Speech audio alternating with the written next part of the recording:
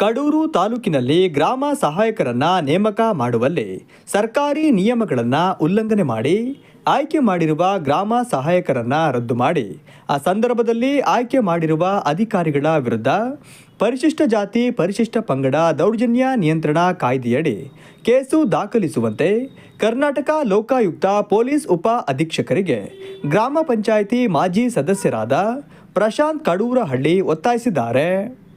Sir, ಇದು ಏನಾಗಿದೆ ಅಂದರೆ, ಕಡೂರು ತಾಲೂಕು ಕಚೇರಿಯಲ್ಲಿ ಗ್ರಾಮ ಸಹಾಯಕರ ಹುದ್ದೆ ಒಂದು ಖಾಲಿ ಇರುತ್ತೆ. ಆ ಹುದ್ದೆಗೆ ಅರ್ಜಿನ ಸಲ್ಲಿಸ್ತಾನೆ ನಮ್ಮ ಹುಡುಗ. ಆಗ ಅವನು SC/ST ಆಗಿರ್ತಾನೆ. ಬಟ್ ಆದರೆ ಅದೇ ಜಾಗಕ್ಕೆ ಇನ್ನೊಬ್ಬರನ್ನ ಅವ್ರನ್ನ ಹೊರತುಪಡಿಸಿ ಇನ್ನೊಬ್ಬರನ್ನ ಆಯ್ಕೆ ಮಾಡಿರ್ತಾರೆ. ಸೊ ಅದನ್ನು ನಾನು ಬೆನ್ನಟ್ಟಿ ಹೋದಾಗ ನನಗೆ ಇದೇ ತರೀಕೆರೆ ತಾಲೂಕು ಕಚೇರಿಯಲ್ಲಿ 2000ನೇ ಇಸ್ವಿಲಿ SM ಕೃಷ್ಣ ಅವಧಿ ಅವರು SM ಕೃಷ್ಣ ಅವರು ಚೀಫ್ ಮಿನಿಸ್ಟರ್ ಅವಧಿಯಲ್ಲಿ ಕೆ ನಾಗರಾಜನ್ ಅವರು DSS ಸಂಚಾಲಕರು ಒಂದು ಇವರಿಗೆ SM ಕೃಷ್ಣ ಅವರಿಗೆ ಪತ್ರ ಬರೀತಾರೆ. ಇಲ್ಲಿ ಏನು ಅನುಸೂಚಿತ ಜಾತಿ ಮತ್ತೆ ಇವ್ರನ್ನ ಹೊರತುಪಡಿಸಿ ಬೇರೆಯವ್ರನ್ನ ತಗೊಂಡಿದ್ದಾರೆ, ಅವ್ರನ್ನ ವಜಾ ಮಾಡಬೇಕು ಅಂತೇಳಿ. ಆಗ SM ಕೃಷ್ಣ ಅವರು AC ಅವರಿಗೆ ಮತ್ತೆ DC ಅವರಿಗೆ ಆದೇಶ ಮಾಡ್ತಾರೆ. ಅದೇ ಮತ್ತೆ ನನ್ನ ಸರ್ಕಾರದಲ್ಲಿ 1979 ಪೂರಾ ಏನು ಸರ್ಕ್ಯುಲರ್ ಇದೆ, SC/ST ಬಿಟ್ಟು ಬೇರೆ ಜಾತಿಯವ್ರನ್ನ ಯಾವುದೇ.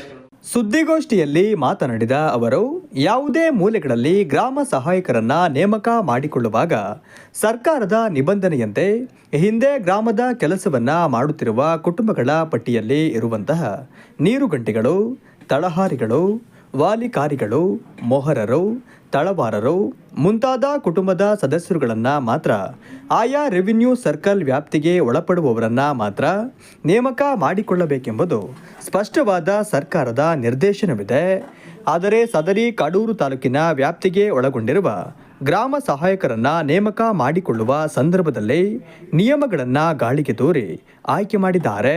ಇದನ್ನ ತೀವ್ರವಾಗಿ ಖಂಡಿಸುತ್ತೇವೆ.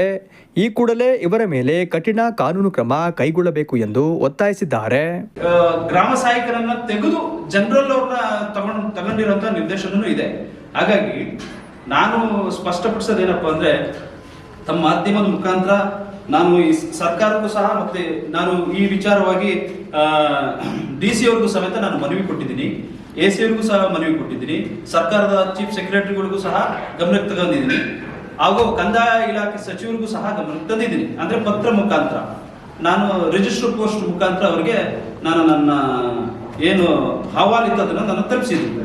ಆದ್ರೆ ಅಲ್ಲಿಂದ ಇಲ್ಲಿವರೆಗೂ ಸಮೇತ ನನಗೆ ಯಾವುದೇ ತರಹದ ಉತ್ತರ ನನಗೆ ದೊರಕಿದ ಕಾರಣ ನಾನು ಈಗ ನಿನ್ನೆ ಲೋಕಾಯುಕ್ತರವರಿಗೆ ನಾನು ಒಂದು ಕಂಪ್ಲೇಂಟ್ ಮಾಡಿದ್ದೀನಿ. ಇದರ ವಿಷಯವಾಗಿದೆ.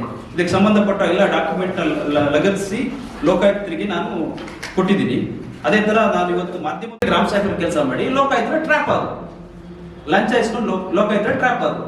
ಆ ಹುದ್ದೆ ಖಾಲಿ ಇದ್ದಾಗ ಆ ಸರ್ಕಲ್ ಬಂದು ನನ್ನದೇ ಸರ್ಕಲ್, ನಮ್ಮ ಸರ್ಕಲ್ ಕಡೂರಹಳ್ಳಿ ಸರ್ಕಲ್ ಅಲ್ಲಿ ಒಬ್ಬ SC ಆದಿ ಕರ್ನಾಟಕ ಅಪ್ಲಿಕೇಶನ್ ಹಾಕ್ತಾನೆ. ಬಟ್ ಆದ್ರೆ ಮೇಲ್ವರ್ಗದವರು ಒಬ್ರು ಅಪ್ಲಿಕೇಶನ್ ಹಾಕ್ತಾರೆ.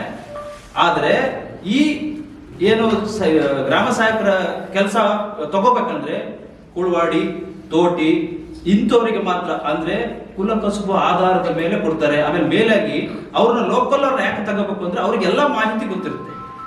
ಲೋಕಲ್ ಅವರಿಗೆ ಅವ್ರು ಯಾವ ಮನೆಯವರು, ಅವ್ರು ಎಷ್ಟು ಜನ ಮಕ್ಕಳು, ಅವ್ರ ಎಷ್ಟು ಎಕರೆ ಜಮೀನು ಇದೆ ಅನ್ನೋ ಮಾಹಿತಿ ಇರೋದನ್ನ ಕಾರಣಕ್ಕೋಸ್ಕರ ಅವ್ರಿಗೆ ಒತ್ತು ಕೊಟ್ಟು ಅವ್ರನ್ನ ತಗೋಬೇಕು ಅನ್ನೋ ಗೈಡ್ಲೈನ್ ಇದೆ ಸರ್.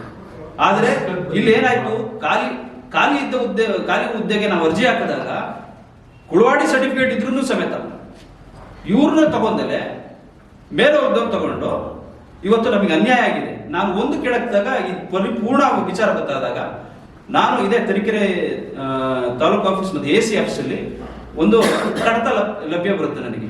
ಆ ಕಡತ ಲಭ್ಯದಲ್ಲಿ 9 ಜನ ವಜಾ ಆಗಿದ್ದಾರೆ 2000ನೇ ಇಸ್ವಿಯಲ್ಲಿ, 9 ಜನ ಇದೇ ತರ. ಆಮೇಲೆ ಅವರು ಡೆಪ್ಯೂಟಿ ಕಮಿಷನರ್, AC ಮತ್ತೆ ತಹಶೀಲ್ದಾರ್ನ 9 ಜನ ವಜಾ ಆದವರು ಮತ್ತೆ ಕೋರ್ಟಿಗೆ ಹೋಗ್ತಾರೆ. ಇವ್ರನ್ನ 3 ಜನರು ಪಾರ್ಟಿ ಮಾಡಿ ಅಲ್ಲೂ ಸಹ ವಜಾ ಆಗುತ್ತೆ. ಹಾಗಾಗಿ ಆ 9 ಜನ ವಜಾ ಮಾಡಿದ ಮೇಲೆ ಮತ್ತೆ ಬೇರೆಯವ್ರನ್ನ ತಗೊಂಡಿದ್ದು ನಿರ್ದೇಶನ ಇದೆ ಮತ್ತು ವಿತ್ ಡಾಕ್ಯುಮೆಂಟ್ ಇದೆ. ಹಾಗಾಗಿ ಇದು ನನ್ನ ವಾದ ಏನಪ್ಪಾ ಅಂದ್ರೆ, ನಾನು ತಮ್ಮ ಪತ್ರಿಕೆಯ ಮುಖಾಂತರ ಹೇಳೋದೇನಪ್ಪ ಅಂದ್ರೆ, ಇಡೀ ನಮ್ಮ ತಾಲೂಕಲ್ಲಿ ಒಂದಾಗಿಲ್ಲ, ಇಡೀ ಜಿಲ್ಲೆಯಲ್ಲಿ ಮತ್ತು ರಾಜ್ಯದಲ್ಲಿ ಸಾಕಷ್ಟು ಈ ರೀತಿಯ ಪ್ರಕರಣಗಳಿದಾವೆ. ಮತ್ತೆ ಮೂರನೇದು ಏನಪ್ಪಾ ಅಂದ್ರೆ, ನನ್ನ ವೈಯಕ್ತಿಕ ವಿಚಾರ ಏನಪ್ಪಾ ಅಂದ್ರೆ, ಅಲ್ಲಿ ಗ್ರಾಮ ಸಹಾಯಕರ ಕೆಲಸನ ಗಿಟ್ಟಿಸ್ಕೊಂಡು SC/ST ಲ್ಯಾಂಡ್ ಡಾಕ್ಯುಮೆಂಟ್ ಅನ್ನ ಅವರು ಅದನ್ನ ಕಬಳಿಸಿ ಮರೆಮಾಚಿ ಎಷ್ಟೋ ಜನ ಅನ್ಯಾಯ ಆಗಿದೆ SC/STಗಳಿಗೆ.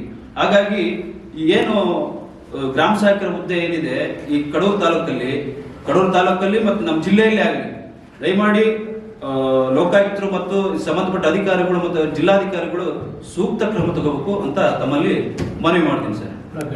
ಸುದ್ದಿಗೋಷ್ಠಿಯಲ್ಲಿ ಅರುಣ್ ಕುಮಾರ್, ರೇವಣ್ಣ, ಪ್ರಕಾಶ್, ರವಿಕುಮಾರ್ ಮುಂತಾದವರು ಉಪಸ್ಥಿತರಿದ್ದರು.